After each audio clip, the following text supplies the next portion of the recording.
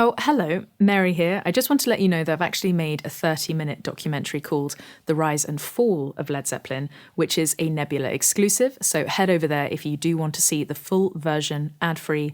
There is a link in the description.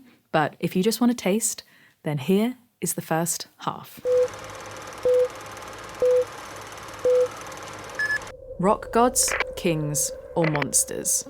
Where do immense fame and fortune lead? What does becoming one of the most idolized groups of all time do to you?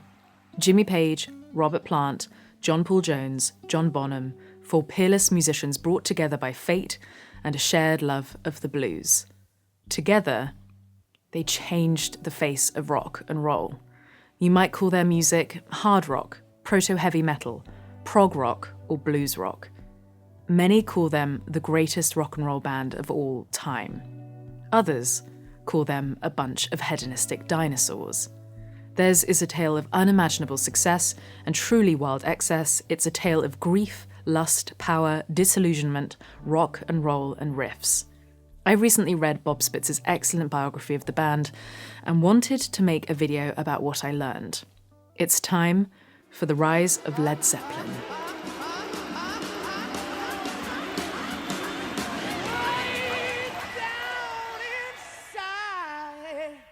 It all starts with the blues. October 20th, 1958, Muddy Waters plays his London debut. Exactly 4 years and a day later, a group of teenagers make their way to Manchester's Free Trade Hall for a special one-off concert, the American Folk Blues Festival.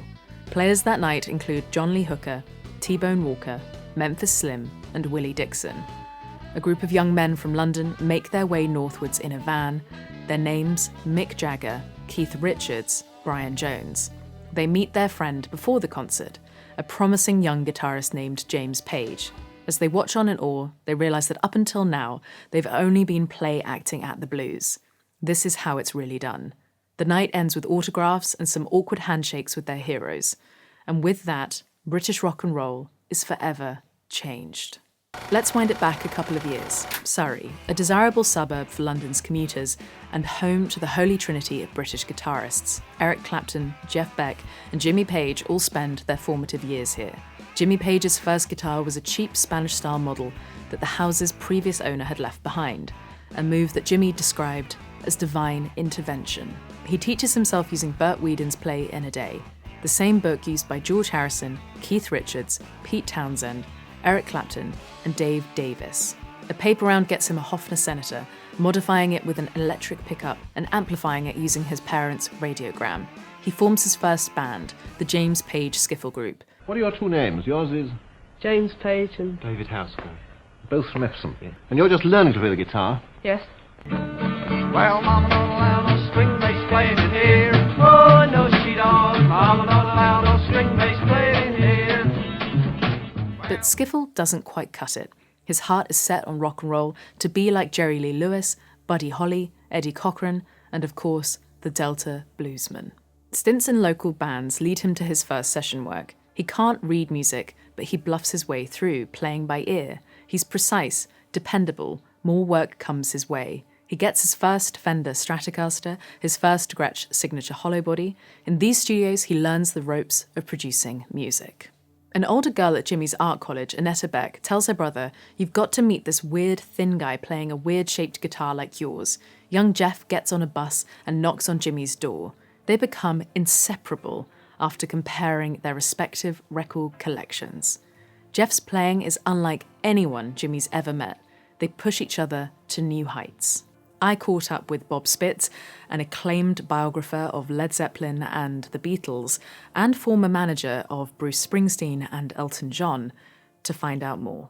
As we all know, Jimmy grew up in the studios and played on some of the greatest records of the early 1960s. Jimmy and Jeff Beck were boyhood friends. I mean, I always find it remarkable that Jimmy Page, Eric Clapton, and Jeff Beck lived within a mile and a half of each other when they were growing up. And they would get together in Jimmy's front parlor every Sunday afternoon and play. I mean, something was in the water. Not only that, Glyn Johns lived right behind them. Session work takes him to Los Angeles for the first time, a place that will become his spiritual home. On his travels, he meets his soulmate, a shiny black Gibson Les Paul Custom. He immediately trades in his Gretsch Chet Atkins. Perhaps more than any other, that guitar will define him.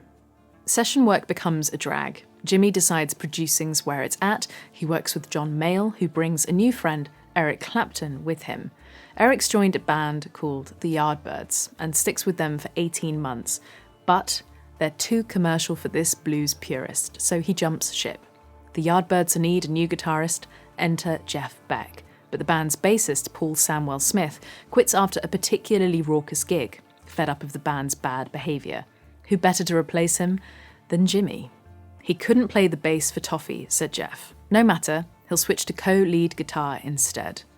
May 16th, 1966, IBC Studios. Jimmy and Jeff are working on a new track for Jeff's album Truth. Musicians are assembled. Nicky Hopkins on piano, Keith Moon on drums. The Who drummer's bandmate, John Entwistle, is supposed to be on bass but can't make it.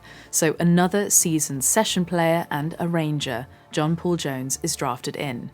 He's worked on hundreds of tracks with artists like the Rolling Stones, Donovan, and Dusty Springfield.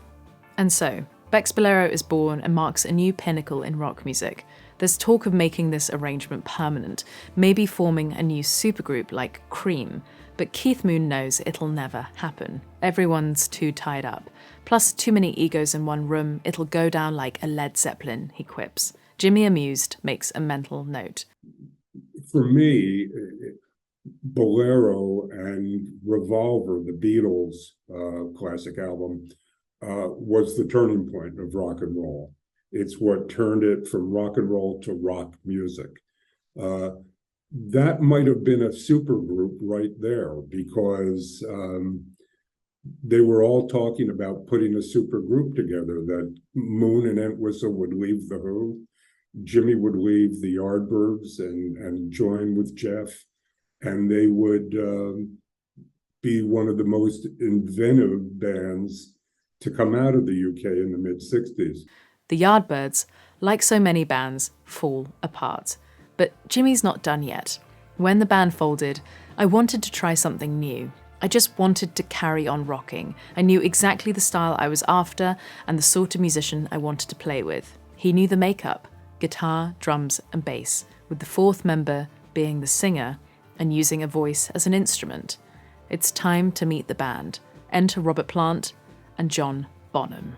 Terry Reid, Jimmy's preferred vocalist for this new group, is unavailable to join them because he's promised to tour with the Rolling Stones and record an album with Mickie Most, who Jimmy is determined not to work with again. But before setting off, he plays a gig with Tim Rose in Bolton. The show's opener is a group called Band of Joy. Terry Reid said, "The lead singer, Robert Plant, was singing along with the guitar licks, and I thought, I bet someone like Pagey could keep him busy. The drummer, a rough lad, was just crazy. He was trying to pull somebody's wife and it all went wrong. A big fight broke out. The husband threw a chair, the drummer ducked. It went through a cantilever window, and the band had to play that gig 5 times to pay for it." Returning to London, Terry Reid tells Jimmy's manager, Peter Grant, "I've got the rest of Page's band for you." These men are from the Midlands. Robert Plant, lithe, sexy, magnetic, with a unique vocal range. John Bonham, nicknamed Bonzo, is wild, unpredictable, fond of drinking and prone to violence.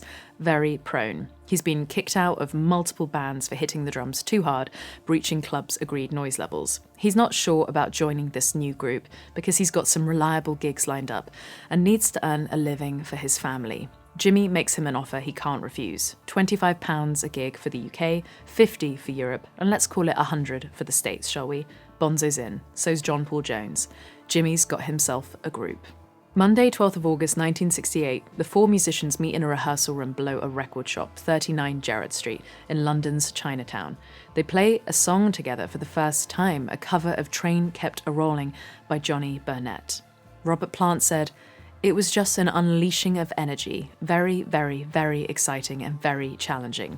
I could feel that something was happening within myself and everyone in the room. It felt like we'd just found something that we had to be very careful with, or we might lose it." Jimmy Page said, It was there immediately. It was like a thunderbolt, a lightning flash. And so on that day, the band that would become known as Led Zeppelin was born. Well, Led Zeppelin changed the way we listen to music today. Led Zeppelin put a period at the end of the 60s to say, we're going to begin doing something different for the 1970s. And in fact, the epigraph in the front of my book is Jimmy Page saying, fuck the 60s. This is what we're going to do now. Led Zeppelin changed the sound of music. They encouraged musicians to play in different ways, to unfortunately act in different ways, but really to play music louder, to attack the stage differently than groups had before, to crank up the volume. And yet the legacy really is about the fabulous songs that they made. I was shocked looking over their catalog to see what they produced in only 9.5 years. They gave us a catalog of music that will last forever and really change the course of rock and roll. As I mentioned at the beginning, the full version of this documentary is over on Nebula. I'm really proud of it and so glad that it can have a home on the platform that I co-own with a host of other creators. It's a place where we can elevate our work to new heights, and it's quickly becoming the most interesting, fastest growing independent video platform on the internet. It's the home of smart, thoughtful videos, podcasts, and exclusive content from your favorite creators like me, Adam Neely, Amy Nolte, Charles Cornell, Polyphonic, and so many more. If you are tired of scrolling Netflix and looking to engage with high-quality, intelligent content of all kinds, made with integrity, then Nebula is the place for you. If you are interested in music history, then Lindsay Ellis just released a wonderful video essay, The Ballad of John and Yoko, that considers the long-standing myth that Yoko was the one responsible for the Beatles breaking up. It's a powerful, insightful meditation on fame, sexism, the media, and the parallels with our present-day celebrity-obsessed culture. I just can't recommend it enough. Subscribing to Nebula allows your favorite creators to spread their wings, try new things, create their passion projects, just like I did here, and make exclusive or extended videos that just wouldn't work on YouTube. And it's not just music either. You can check out my second channel, Proof of Sweat, for videos about my personal fitness journey, or my Nebula original, The Freedom of Failure, my reflection on how the many times I've tried and failed in my life and how those times have made me the musician I am today. Nebula is even producing movies like Dracula's Ex-Girlfriend by Abigail Thorne, which recently featured in Variety, described as a paranormal My Dinner with Andre. Subscribing to Nebula means better stories, better production value, no algorithms, no clickbait, and no ads, and it's just getting started. I upload my videos to Nebula first for early birds, so sign up for an annual plan for just $30 a year. That's $2.50 a month using my link below. Whether you're into history, documentaries, politics, gaming, or productivity, there is something perfect for you. I know you'll love what you find.